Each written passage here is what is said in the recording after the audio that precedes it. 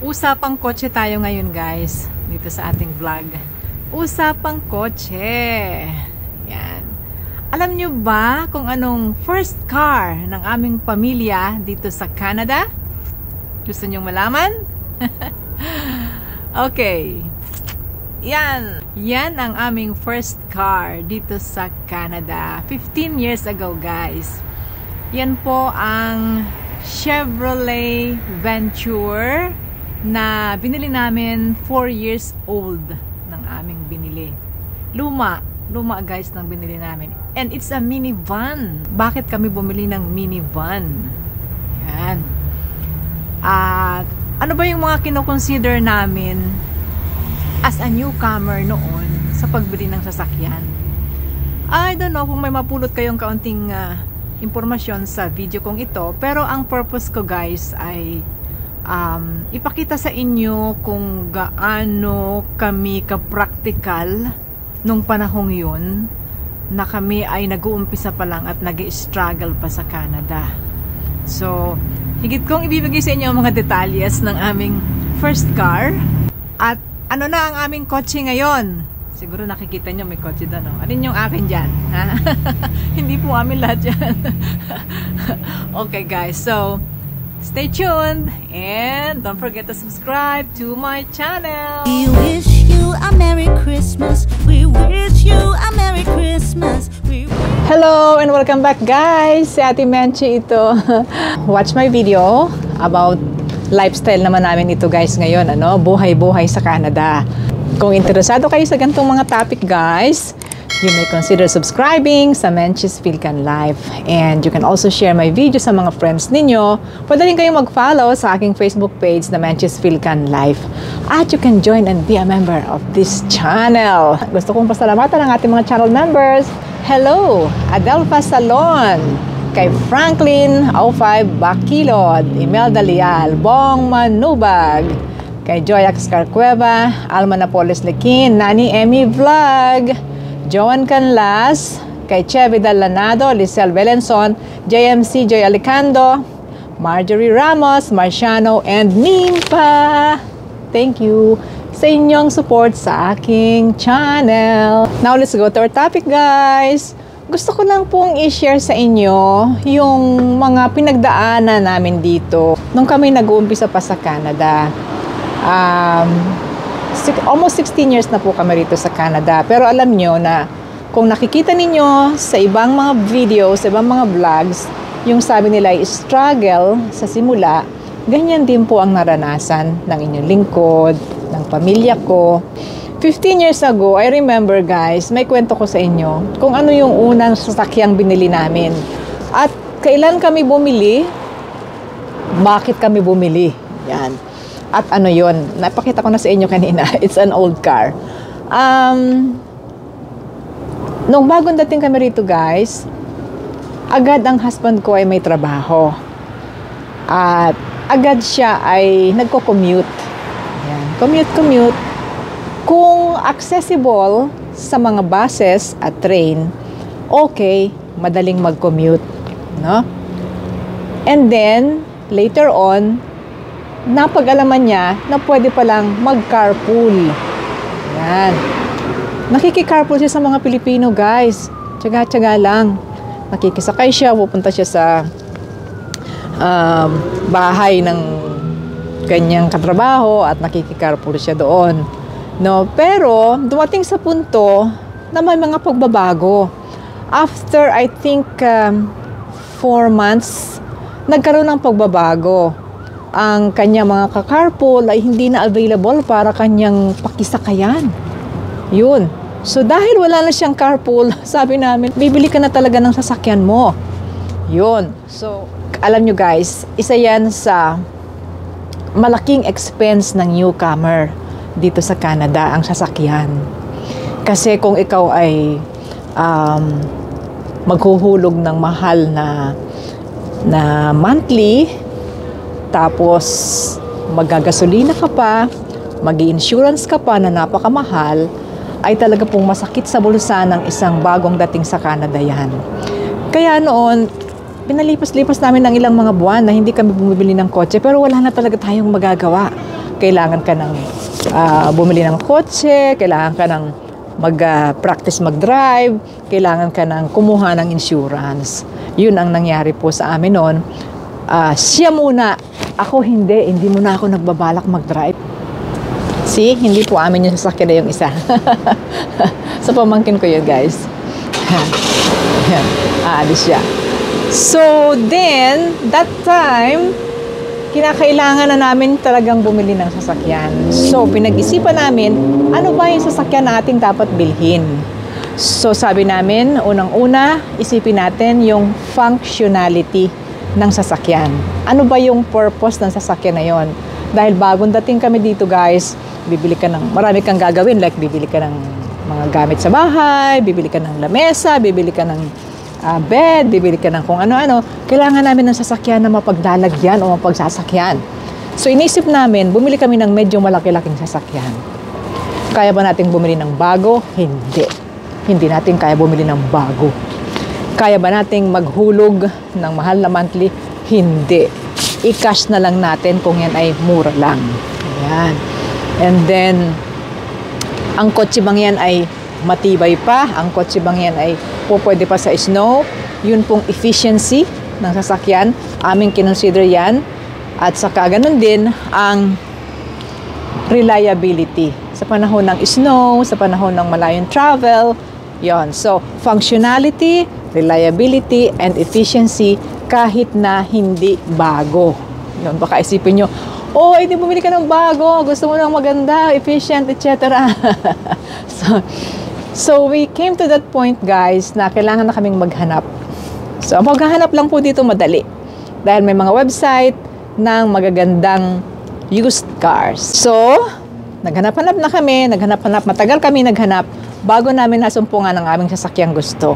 At yun na nga po yan. Wala na ho ngayon, hindi ko na ho maipapakit sa inyo yung actual na kotse. Matagal na po siyang naibenta. At alam ba ninyo na dito, ang kotse madali pong bumaba ang value, kaya mabibenta mo lang yan sa napakaliit na halaga later on. Sa madaling sabi, guys, ang aming first car na isang minivan na carry-all, ilan lang sakay dyan at kami ay pwede niyang isakay at nakapaglipat po kami ng 2 lipatan po ng bahay. Siya po ang aming service. Napaka-reliable. Binili lang po namin sa halagang almost less than 4,000 eh. I could not remember anymore. Less than $4,000 po. Binayaran po namin ng cash. Nagka-problema pa kami, guys, sa pagbabayad kasi hindi namin alam na ang ibabayad mo pala doon ay certified check. Ay, hindi namin alam yun. Gumawa kami ng cheque na sariling gawa lang, personal check. Ay, tanggapin ng dealer. Pero later on, dahil gabi na, tinanggap na rin. May istorya po ang aming first car sa Canada. At ito ay nagsilbi sa amin po ng, ilang taon ba matagal? More than 5 years po namin siyang ginamit-gamit. Sa pagpasok ni Mister, sa paghatid sa amin, sa kung saan man kami papunta, paghatid sa estudyante, pamamalengke, pagbili ng mga gamit, malalaking mga items, ay kayang-kayang isakay doon. At, yun nga po, 2 beses kaming naglipat, guys, from apartment to our first house, and from our first house to our second house. Yun. Very, very reliable ang sasakyan na yan. At love na love po namin. Hindi po kami binigyan ng trouble at hindi po kami nagkautang sapagkat inisip namin wala pang 4,000, bayaran na natin ng cash. Ang gusto po ng mga dealership dito ay ilo-loan mo sa kanila. Sabi namin, hindi namin ilo-loan. Babayaran namin. Yun. So, that's our first car, guys. Kaya ako maginaw, guys. Maginaw po. Maginaw na, guys. Pasko na rito sa amin, oh. Yan. Yung aking Christmas tree. We are more on praktikalidad. At hindi po kami nangungutang ng malaki. Dahil masakit po sa bulsa ang magbayad. Unang-una, mahal po ang insurance. Tapos meron ka pang malaking hulugan. Ang sakit na po nun sa bulsa. Masaya kami sa aming Chevrolet Venture. Wala na pong Chevrolet Venture ngayon. Na-phase out na po yan, guys. Kaya hindi ko na talaga maipakita sa inyo. At ngayon, ano na ang aming sasakyan? Eto guys, praktikalidad pa rin ang umiiral sa amin hanggang sa kasalukuyan. Yan. Ito po ang aming sasakyan ngayon. Sasakyan po ng husband ko na ginagamit niya sa pagpasok. Ito po ay isang SUV na malaki. Practical pa rin dahil kasya ang buong pamilya, pati pamangkin ay kasya. It's a Toyota Highlander, guys. See? At binili rin po niya ito ng hindi brand new. Pero idinaanan niya sa financing dahil medyo malaki-laking halaga. At dahil hindi brand new, hindi rin masyadong masakit sa bulsa, guys. Makikita rin po ninyo yung functionality dito sapagkat ito'y carry-all din ito. Lahat mo pwedeng isakay dito. Magpipiknikan kayo, pupunta kayo sa malayo, marami kayong bitbit, pati mga folding chair, pati mga folding table. So, ito ang loob guys ng aming kotse. Oh. Dahil ito ay pwede ang 8 katao. Ayan. Very practical na sasakyan ito guys. Ayan, pwede ang kaming 4 sa pamilya namin. Pwede pang isama ang pamangkin. So, 8. Ito ay magandang gamitin kapag may mga travel na malalayo, mga piknikan, mga ganyan. So, hindi ka na magre-renta ng sasakyan. Yan, kumbaga, dapat iisipin din natin kung bibili tayo ng sasakyan ay yung praktikalidad. At ito ang sasakyan na ng aking husband sa kanyang pang-araw-araw na pagpasok sa trabaho, di ba?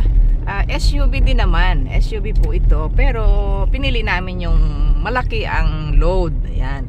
Nagagamit ito kapag mayroon kaming, halimbawa, transport na malalaking bagay, bibili ka ng malaki-laking something sa mga electronics, halimbawa, or bibili ka ng furniture. Kasya ito guys, titiklop mo lang yung silya doon sa likod.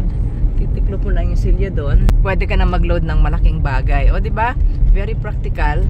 Yun. So, yun ang sinasabi natin na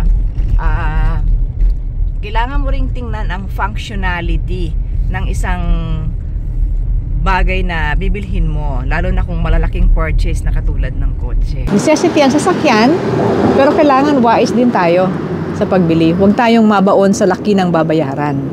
At practicalidad po, sa amin lang ito guys. I don't know kung kayo po will agree. Kahit na nga sabihin ito ay necessity sa buhay mo rito sa Canada, pero kung napakabigat naman sa bulsa, ay apektado rin ang iyong budget. Ano ang mga dream cars ninyo guys? Pwede nyong bilhin dito sa Canada. Pwedeng pwede. Lahat ng magagandang brands narito. Makakabili kayo ng mga Jaguar, makakabili kayo ng mga tunay na Jeep, makakabili kayo ng mga Ferrari, ng mga kung ano, Bentley, at iba pang mga mamahaling kotse guys. Mga Lexus, etc. Lahat available yan. Basta meron ka lang stable na trabaho at maganda ang credit score mo, makakakuha ka ng hulugang kotse ng napakabilis lang.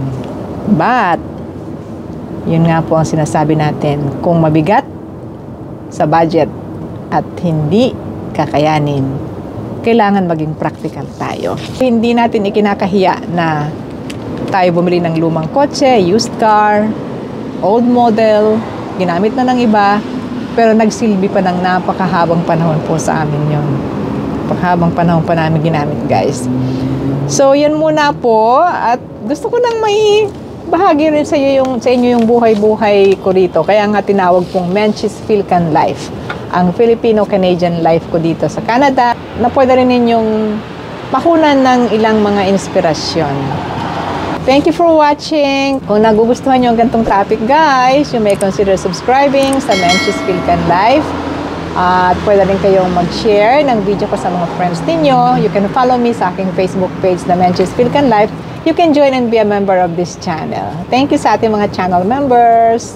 Hello, Adelpha Salon, kay Franklin O5 Bakilod, Imelda Leal, Bong Manubag, kay Joy Axcar Cueva, Alma Napoles Lequin, Nani Emmy Vlog, Joan Canlas, kay Chevy Dalanado, Lisel Belenson, JMC Joy Alicando, Marjorie Ramos, Marciano, and Nimpa. Thank you sa inyong support sa aking channel. Uwi na muna guys. Pasok na ako, malamig na. Ito po si Ate Menchi mula sa Toronto, Ontario, Canada. Ayan guys, so meron akong kuti-kutita po. Galing pa sa Pilipinas yan. Yung mga parol ko na yan. Oh. Bye everybody! See you again!